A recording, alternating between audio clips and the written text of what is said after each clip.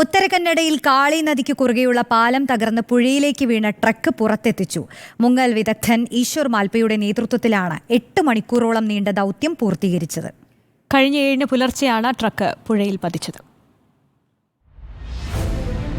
ജലമനുഷ്യൻ ഈശ്വർ മാൽപ്പയുടെ നേതൃത്വത്തിൽ മറ്റൊരു ദൗത്യം കൂടിയാണ് വിജയകരമായി പൂർത്തീകരിക്കുന്നത്.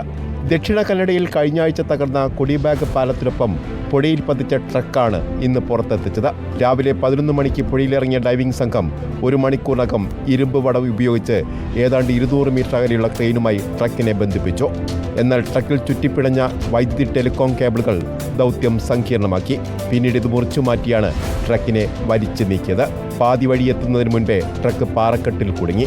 ക്രെയിനിന്റെ കേബിളുകൾ പൊട്ടി. പ്രതിസന്ധി ഉണ്ടായെങ്കിലും ട്രക്ക് പുറത്തെത്തിക്കാൻ കഴിഞ്ഞതിലുള്ള സന്തോഷം ഈശ്വർ മാൽപ്പെ പ്രകടിപ്പിച്ചു.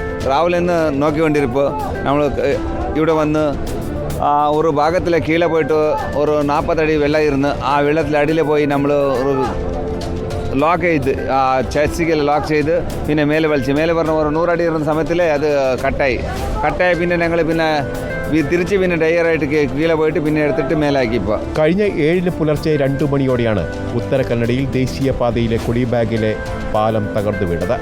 ട്രക്കിന്റെ ഡ്രൈവർ തമിഴ്നാട് സ്വദേശിയെ മത്സ്യബന്ധന തൊഴിലാളികൾ അന്ന് രക്ഷപ്പെടുത്തിയിരുന്നു. പ്രതിസന്ധികളെ അതിജീവിച്ച് കാളി നദിയിലെ പുഴയിൽ ആണ്ടുപോയ ട്രക്ക് ഈശ്വർ മാൽപ്പയും സംഘവും പുറത്തെത്തിച്ചു കഴിഞ്ഞു. ഇനി ഷിരൂരിൽ അർജുൻ ഓടിച്ച ട്രക്ക് എപ്പോൾ എങ്ങനെ പുറത്തെത്തിക്കും? കേരളം ചോദിക്കുന്ന ചോദ്യം അതുമാത്രമാണ്.